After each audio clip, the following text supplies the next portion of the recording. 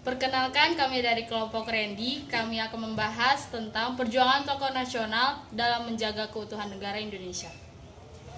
Pertama adalah Frans Kasepo. Frans Kasepo adalah seorang tokoh yang mempopulerkan lagu Indonesia Raya di tanah Papua pada saat menjelang Indonesia merdeka.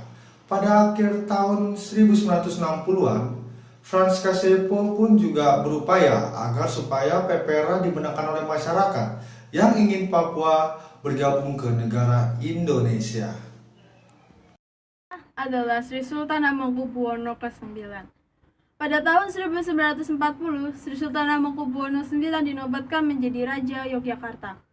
Dia juga memiliki rasa yang nasionalisme. Karena apa? Dengan berani dia menyatakan bahwa pemerintahan Yogyakarta adalah salah satu negara Republik Indonesia. Dia juga memberikan ucapan selamat kepada Soekarno-Hatta. Pada awal kemerdekaan, dia juga memberikan banyak fasilitas kepada pemerintah Indonesia untuk menjalankan roda pemerintahannya. Contohnya, markas ibu kota Yogyakarta adalah salah satu yang pernah ada menjadi ibu kota Indonesia, dan itu adalah atas perintah beliau.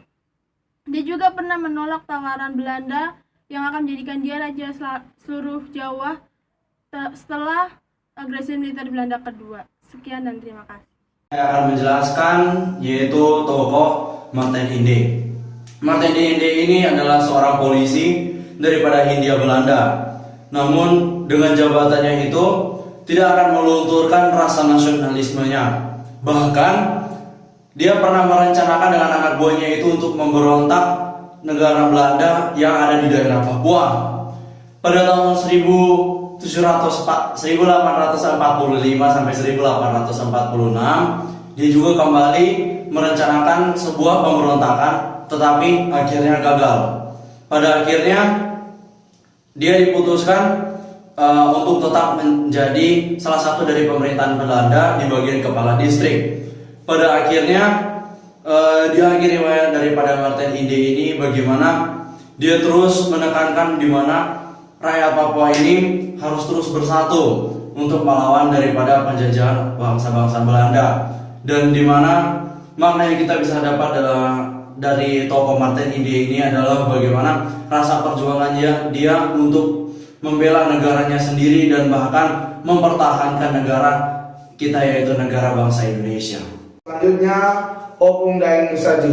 Opung Dayang Risaju ini dia lahir pada tahun 1880 dan pada saat kecil dia dipanggil sebagai Fatmaja. Kedua orang tuanya bernama Daeng Mawelu dan Muhammad Abdullah.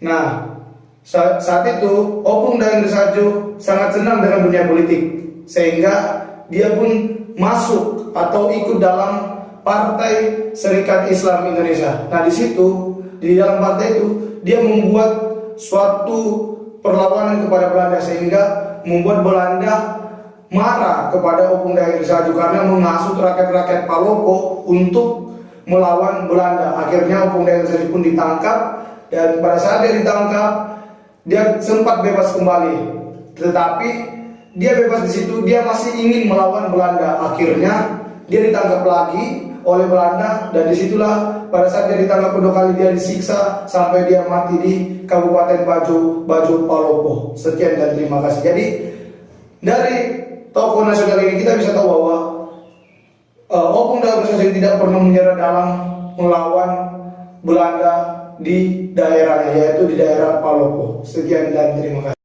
Selanjutnya adalah Sultan Syarif Kasim II. Di saat umurnya yang 20 tahun, ia diangkat menjadi raja di Kerajaan Siak.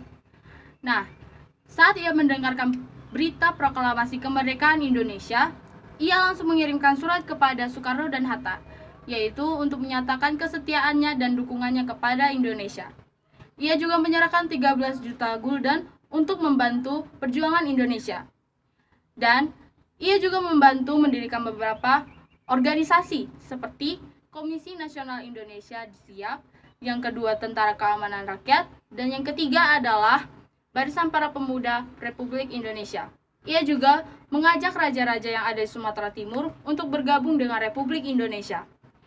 Dan saat Revolusi Kemerdekaan Indonesia, Sultan Syarif Kasim II ini membantu, yaitu menyerahkan 30% harta kekayaannya yang berupa emas kepada pemerintah Indonesia untuk berjuang melawan para penjajah.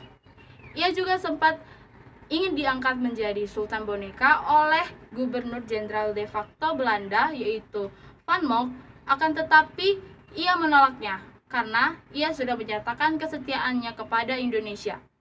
Jadi, atas segala jasa-jasanya ini, Sultan Syarif Qasim kedua ini dinyatakan sebagai pahlawan nasional negara Indonesia.